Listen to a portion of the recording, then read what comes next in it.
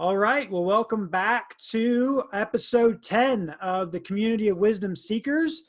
And tonight we are seeking the wisdom of a very, very wise man, a lot of experience, and not because of his age, but because he's just experienced a lot of life. And that being said, I have been able to witness him a little bit from a distance while I was at Newman University here in Wichita, Kansas. He was the head basketball coach, and he was there for a long time, creating really just a legendary legacy type of program. And I was always a little jealous when I heard him getting on his players and pushing them. I could tell he was just doing it for the right reasons and really loving on his team. And that being said, we reconnected just about a year ago or so, and didn't know what would come of that reconnection. And I know now that it's come for a moment like this, for him to share with us just such an important message. And really, the time that we're in, I feel like this is the most important message that we can be giving anybody, just opportunity for hope. And so that being said, Mark, I appreciate you so much. Love what your message is about. And just as we talked before, just pray that it impacts one individual. If that's all, it's totally worth it. And that being said, I'd love to give you the stage to talk about the silent epidemic. Yes, and feel free to ask any questions in the midst of it if you have any questions. My wife and I have been now doing the traveling the country for the past 3 years talking about the silent epidemic, and we were I think this will tell you kind of the severity of mental health in our society and the need, I guess, for people to come out and speak about this particular topic. Is we were in 8 different states in 8 weeks last fall as we were traveling the country, and all sides of the country. It didn't matter, and then of course a lot right here in the state of Kansas. But we've been blessed to have an opportunity to be able to give a message to other people and truly try to impact them through something that was a real negative in my life. And sometimes when you think back in our history, you wonder about why some things happen. And when I was in the midst of going through the severe depression, and it's been almost 15 years now, I've really been on a mission. My wife and I have been on a mission ever since to get the word out so that people will understand how important it is to, number one, just talk about it openly and honestly, and to truly try to attack the stigma that's attached to any type of mental health issues. But it was 15 years ago when it happened, and many times, as you were on that track at Newman watching me coach my team, that particular season, I wonder if you would see the same Coach Potter as you saw in all of those other opportunities, when I was down there practicing, because I always describe, what I was going through as when I would go to practice, I would fake it to the best of my ability because I just couldn't find the passion that I had before.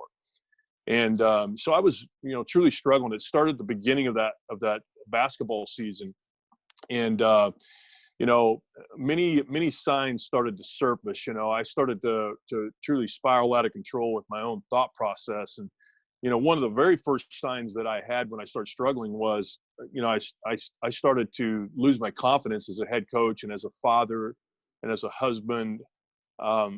And that is unusual. And I know, you've seen me in action, but people that haven't seen me in action know that, I'm a guy that's, very passionate about what I do, and I'm going to get after it and go to work. And that doesn't mean we're not insecure sometimes or lack confidence. It just, in my position, you cannot show, at least you're not supposed to show that type of weakness, meaning, I've got to be in control of the team on the floor when it's time to go. And, so I was really struggling with that. I didn't tell anybody.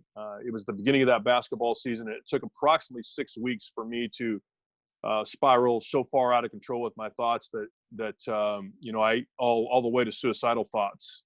And I can remember those days when I was talking about being on the practice court, faking it for 2 hours, and I would walk upstairs to my office and I would close the door and I would put my head down on my desk and I'd just cry. And it's another symptom, many times, of not being able to control your emotions, in situations like that. And I always tell the story that I started calling my wife when I was in 7th grade. She was an 8th grader, and I always tell this story because for all of those years that she had known me, so we had been married at that time for 21 years, I believe. So you take from seventh grade all the way to, so it's about over 30 years. She'd seen me cry one other time. And now, as we're leading up to the moment in time in which I am struggling so much that something's going to have to happen in order for me to get help. But I would be in the house and I'd be in my chair and I'd be trying to protect it from her, but I would have tears, rolling down my face and, just struggling and not be able to control those. I always controlled those in front of my team. My team, to my knowledge, none of them ever knew what I was going through for those first 6 weeks of, leading up to the first game of that season. And I was doing everything in my power to protect that from not just them, but my own family, as well as, my athletic director and anybody else that was around.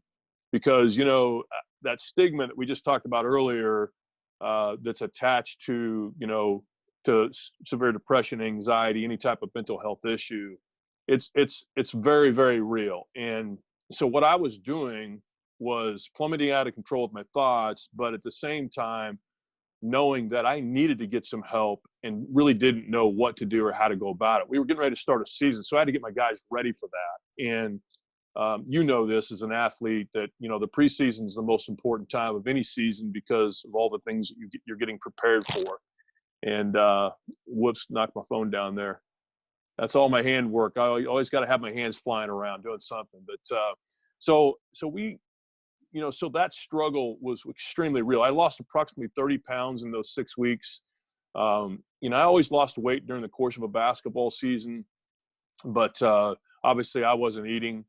So it was starting to affect me physically as well. I can remember, my wife and I live in Cheney. And so I had about a 30-minute drive from Cheney to Wichita to Newman University every day. And as I was in that final week, kind of leading into the first regular season game, and I'd really spiraled out of control and, just not really knowing what to do. I can remember driving down the highway thinking to myself, man, I have this cloud over my head and I don't really know how to get that cloud out from over my head. And, maybe I ought to just drive off the road doing 120 mile an hour and run into a telephone pole and do away with this problem. And, it makes me a little emotional when I tell you that. It makes me emotional every time I tell an audience that, because most people that know me would have never, ever, ever thought that I would have had those types of thoughts, let alone think about doing something like that. And that goes to show you what a chemical imbalance in the brain can do to you. And that's what it is. It is a chemical imbalance. And, I guess at some point when the doctors told me that I was, had a chemical imbalance, that we needed to address that problem with medication and counseling, that was a relief, because I did not know why I was feeling the way I was. And, there are many people out there today that I'm sure are going through the COVID-19 stuff that have struggled, that probably never have struggled before. And so, that I felt like I was on that island by myself until the point in time in which my wife decided that she needed to do something about it. And I'll quickly tell how it happened and then kind of finish the story. But it was a Saturday prior to the opening game of the season. And I was at my house here in Cheney, and we had a 10 o'clock practice in the morning. And every season I would bring the team from Newman out to Cheney, and we would practice at the local high school. And then we would go to the bowling alley and we would do a kind of a team bonding type activity. And that was the morning this was happening. And I was at my sink getting ready to go to practice, and just tears rolling down my face. And my wife is obviously observing this, and she came over to me and she asked, do you need me to take you to practice? And of course, my wife had never asked that question before. She's very independent, and obviously has to be. She's married to a head coach, and we're gone a lot. And I somehow, some way, I wiped it up, and I went to practice and faked it for another 2 hours, and then we went to the bowling alley. And I always had a great time with my team, during that team bonding activity. I'd always pop off to them, and I grew up in a bowling alley, so I was halfway decent anyway. And none of my guys, I guess we could say this probably, 99% of basketball players are not good bowlers because I beat every one of my players every time we played against them. But that particular day, I lied to them. I didn't bowl with them, And I told him I had a back problem, and what the real problem was I was severely depressed and had incredibly high anxiety. And the way I described my anxiety is that it was about 100 times more of what the normal anxiety that I felt. So any small issue that would go on throughout the course of a day felt like it was 100 times more than the norm. So it's the only way I can describe that. And so that day was when my wife decided that she needed to do something about it. That evening she actually asked me if I needed her to take me up to Sterling College, because I had to scout them that night. And I, for the first time, I guess I reached out to my wife and I said, yeah, I think I do need you to take me up there. And it's the very first time that I actually said I need help. And that was the way I said it. I need you to take me up there. And she's not on this call here today, but she would tell you that it was not pretty. I was on the way up there laying down and crying the whole way, and I wiped it up and somehow, some way found a way to get in and do my job and get out. And, I was basically, I don't know how you can be a recluse and be a head college basketball coach, but I wanted to stay away from people as much as possible during that time. And you know me well enough to know that I love people. I love being around people, and I love, having a conversation about whatever. And during that time, I just wasn't me. I was so far gone. So my wife, she put her foot down and decided, okay, she went and got the doctor's appointment set up. And she came to me on Monday, which was the day before the opening game of the season. And she said, we've got an appointment. I've got an appointment at 1:00. We're going to go get this thing addressed, and we're going to go fix this problem. And after all the issues that I just described, I looked at my wife and I said, I'm not going, and you can't make me. And anyway, at 1:00 later on the afternoon, and at 1:00 that afternoon at the hospital or the doctor's office, my wife made sure that I went, and she saved my life, and if there's not a lot of other things that we can get across here tonight, is that many people that are struggling don't know how to tell somebody else. And,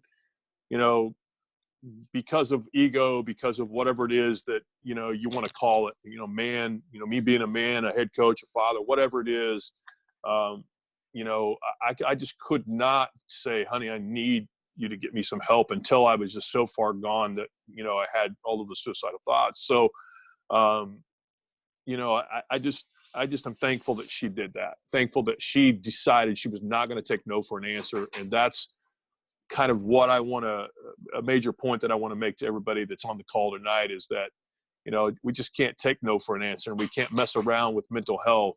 If it's you that's struggling, then, go get the help that you need. Or more importantly, right now, telehealth is a great thing for us to be able to get a hold of our doctors, and because of the COVID-19, and, reaching out and getting the kind of help that you need. So they took me to the doctor, and I literally missed 28 practices and 8 games that season. I was at home, taking medication, antidepressants, going to therapy once a week.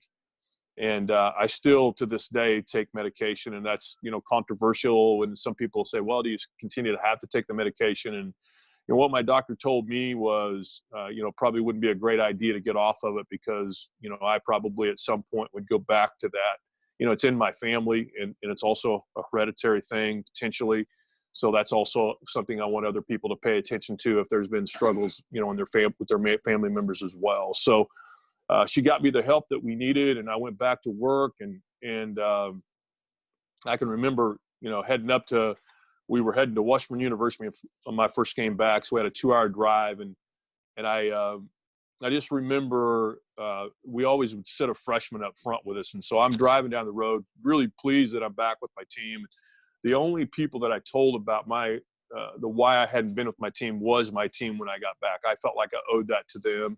So that young man knew about my story. And as we were driving up the highway, we were just having a conversation, and that young man just stopped me in the middle of the conversation. And he said, Coach, he said, that reporter that asked you about talking to him about trying to find out why you hadn't been with the team? And that reporter was Jeffrey Parson, by the way. I don't know if you remember his name, but Jeffrey was a good friend of mine. He covered our team. And what I'd done when he sent me the email was I'd replied to him and I'd said, I'm not talking to you or anybody else. And I sent it to him. And that's the way I wanted to keep it. It was going to be in my rearview mirror, and I wasn't going to talk anymore about it. And that young man, that little freshman up front there said, Coach, I think it'd be pretty cool if you did. And, you know, I share that with everybody because, you know, I hope at some point I would have shared it with everybody, but well, that worked on me. And I always tell people, you know, a freshman sitting up in that front seat was much more wise than I was.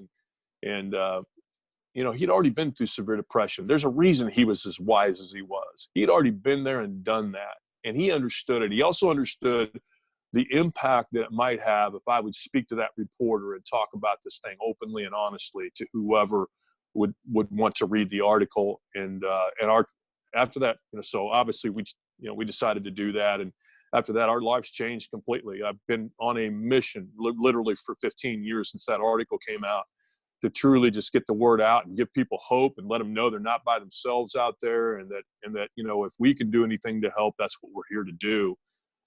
So it's been an incredible journey, and one that I'm really thankful that I've been on. Kind of a weird thing to say when you have health issues, but sometimes God works in ways that we have no understanding about. And as I'm going through the depths of depression, wondering why, God has the answers. I just don't know what they are yet. And, you know, God places that freshman up there. God, there's so many things that were put in place for me to be able to do what I'm doing today. And that really, you know, carry the torch, you know, for other people that are struggling, that you know, it's why we call it the silent epidemic. You know, many people are suffering in silence right now. And I just hope that they'll hear it, or whoever's on here will be able to help somebody. Just pick up that phone and just kind of get the help that they need, so that it doesn't get as far. And you know, we already know that the suicide rates have gone up since the COVID-19, and people are having to stay home and out of work. So obviously, what we can do to help that process, you know, be better. That's what we want to be all about. Don't know how my time's doing there, but how are we doing? Yeah, it's great. So I did hit the unmute. So if anyone wants to chime in, they're more welcome to do so. I want to say thank you, Mark, for sharing the story. Man, I felt some emotion welling up in me for some reason as you were telling it there in different places.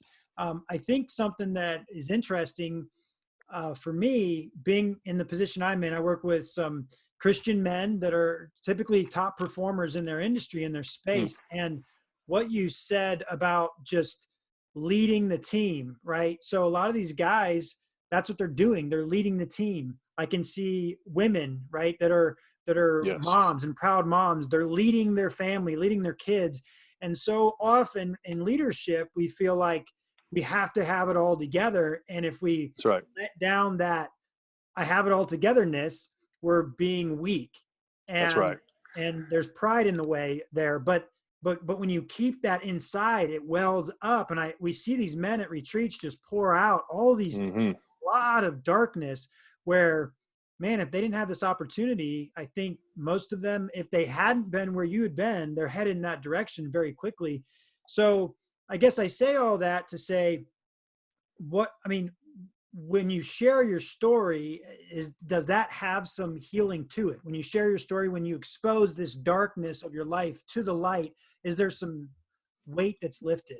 Absolutely. It's great therapy for me every time I have an opportunity to speak about my journey with severe depression and anxiety. And, you know, one of the things that I always talk about when I'm speaking to high schools, colleges, businesses, whoever it might be, it's in the audience, is I always tell them, and this very next thing I'm going to talk about here is extremely important, is that by being just a little bit more vulnerable, and I'm talking to you and whoever else is on this call, and I'm also talking to myself and reminding myself that if I openly talk about some of my own struggles, whether it be with a family member or a good friend or somebody that's close to me, then that person can potentially help me, or as importantly, I can potentially help the other person. And that's where those walls, I believe, they have to be broken down, as if we want to get better at this mental health thing. Because, you know, leaders are out there, you know, doing things that are high level stress pressure situations every single day. And it's okay to have, some struggles. What's not okay is to do something about the struggles. And every leader out there would tell every one of their employees that same thing. And I would tell my players the exact same thing. Yet I wasn't addressing it because of what I thought maybe somebody else might think, I guess. And the fear of, the fear of other people thinking I'm weak. And I can just, I say it all the time. I'll say it again. There is just strength in getting help. It is not a weakness. And I cannot say that loud enough and clear enough to anybody and everybody that we speak to. So that being said, somebody's struggling with it right now. They aren't familiar with the resources, where to go, who to call, who to reach out to. They don't have a wife close to them to push them, but they know they need something. What's the Yeah. easiest thing for them to do? Well, I should have had the Prairie View phone number. Prairie View right here in Wichita is a great resource for anybody that's struggling. There's a business called HopeNet that's also a great place, and there's many other great counseling centers in Wichita that are extremely good. But if I'm going to holler at my wife real quick here. Hey, Nana, can you get me the suicide hotline number? I want to make sure that we give out that suicide hotline number. I have it right on my phone, but I don't want to mess what I'm doing here on the phone with our speaking engagements. So, but that would be another thing. I just talked to a great friend of mine this morning about one of his family members that attempted suicide not very long ago. And we just want to be able to get that word out there as much as possible so that we can truly make a difference and help people understand, listen, it's a temporary fix. It's a temporary problem. And most people that are in the depths of depression don't feel like it's temporary. And I'm sitting here today telling you that it's temporary. There is hope, and that if you attack it the correct way and do what the doctors and counselors tell you to do, that 95% of people can go back to their normal life. And I love that statistic. And the ones that maybe don't go back to their normal life just have to work out a little bit harder. And I'm not trying to downplay people that have to work at their mental health every day, because I still work on my mental health. I take my medication every single day. I still do things from a mental health standpoint that are really important. And obviously right now as we speak, those things are extremely important. But the Suicide Prevention Lifeline is 800-273-8255. And that is I hope that it's 800-273-TALK.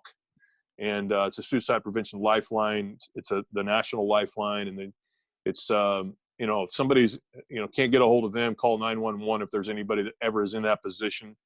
My wife and I, we always give out our information so that, just in case we might be the last line of defense, and we're good with that. We're okay with that to be able to help somebody make sure they don't, take it a step too far. Mm-hmm. Brandon, do you have a question? Yeah. Hey, Coach. First of all, thanks so much for sharing your story. I know it's something you're very passionate about, and you can tell in your voice, and it's a topic that I know all too well. So just thank you so much for being willing. You're welcome. And the courage to step out. I remember you. I went to Newman as well as a baseball player, and so I remember you and your daughter. So it's good to see you again. Thank you. Two-part question. First part, when it comes to the medication, is it something that you're hopeful and wanting to eventually someday wean yourself off of? And when it comes to therapy, can you just talk a little bit on the importance of therapy, and maybe even share some revelations you've had through your therapy sessions that would point toward how important it is? Maybe not even just for someone who's going through a depression, but for anybody. I mean, it's just good to have any kind of outlet. So if you can just talk on those 2 points, I'd appreciate it. Yeah, thank you for the question, and great to see you. First question on the medication. I said this earlier, but I'll make sure I repeat this again. So I asked my doctor if there was potential for me to get off of the medication, and he would give me the go ahead if I was just adamant about it. But my question was really just, listen, can I get off of this, and will I ever go back into depression if I do? And his answer was, Coach, you are probably going to go back into depression at some point. And a lot of times it's worse the next time around, after you go through it once, twice, whatever. So each time it could potentially get worse if you're not doing the things to help to help yourself out. So, I just, it's hereditary. We have some of, my family in my family that have struggled with depression. And that's also why it's so important for other people to communicate about that with their family members. As difficult as that may be, we want our teenagers and our young people and really everybody to understand, listen, we're human beings. We are going to struggle sometimes. And if they start to struggle, they'll understand the significance of, what, my mom or my dad or my grandpa or whoever, they struggle a little bit. It's okay. It's okay to get the kind of help they need. And then second part of that question is, counseling is anytime you have an opportunity to talk and speak to somebody about the issues that you're having. So whether it's a certified counselor or whether it's somebody that that's your best friend or somebody that you can truly talk to, like, it's such great therapy to be able to do that. There's a healing process that's always going to be able to take place when that happens. So in my 5 weeks, almost 6 weeks that I was not with the team, I had a counseling session once a week up until I went back with my team. And then from that point, I didn't go weekly or anything like that. I didn't see a regular counselor, but what I did do was see a sports psychologist. I have a really good friend of mine that's a sports psychologist that once I got past the depression, now it was like, okay, now I want to train my brain. I want to train my brain so that I don't have to go into this negative thought process all the time with the anxieties that I'm feeling. And that's kind of a whole nother topic, but we have to train our brains if we want to think differently. We have to train our brain, and we have to be intentional about it. So I've done that for many, many years now, and I continue to do that where, just little things such as, recognizing what your negative thoughts are so that you can truly recognize it in the moment and then go to a positive thought and get yourself out of that negative thought process. That's easier said than done. That's a real simple. I'd love to have more time someday to maybe talk more about the mental toughness side. That has to do with mental toughness too, and the athletic world, but more importantly, just our regular life. And so I can get fired up on that kind of stuff. And hopefully that answers your question. Thank you so much. Okay. All right. Well, I think that'll be a wrap, Mark. If there's anything else you want to say, any way people can connect with you, or maybe someone wants to have you come out and just speak to their group or their class, whatever that looks like, what's a way to find you and connect? Yeah, we're on d2up.org. It's the letter D, the number 2, up.org. And, you can go on there and find our information on there, and email and regular cell number is on there as well. And, we travel the country. We're in Wichita, we're around, and we're whoever asks us to speak, that's where we go, because we want to truly impact others day in and day out. Right now, that's obviously been a little slow. So I appreciate you reaching out and, give us an opportunity to maybe impact, like you said, one person tonight, hopefully. So, we, those kind of things are pretty awesome to be able to do that day in and day out. So I do have just a couple of other things here before we get off here that I think is really important. I said this on one of my videos. I try to put out a video once a week if I can. And I think I lost you there. I'm not sure. Are you still there? We're good. Yep, we're good. Okay.